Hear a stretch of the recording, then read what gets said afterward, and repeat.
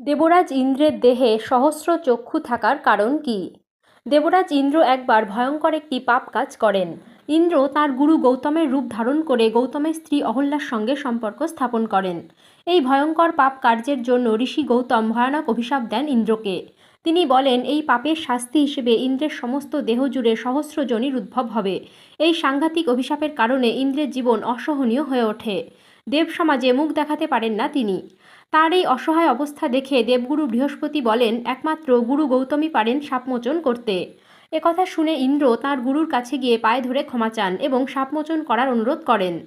তখন গৌতম বলেন, ভক্তি ভরে অষ্টমী ব্রত পালন করলে তাঁর সাপ মুক্তি ঘটবে এবং সহস্র যোনির বদলে তার দেহে সহস্র চক্ষু উৎপন্ন হবে। গুরুর কথা মতো ইন্দ্র অষ্টমী ব্রত পালন করে ভবানী দেবীর পূজা করেন। এর ফলে অভিশাপ কেটে গিয়ে তার দেহে সহস্র চক্ষুর উদ্ভব হয়। দেহে সহস্র চক্ষু থাকার কারণে ইন্দ্রের আরেক নাম হয় সহস্রলোচন।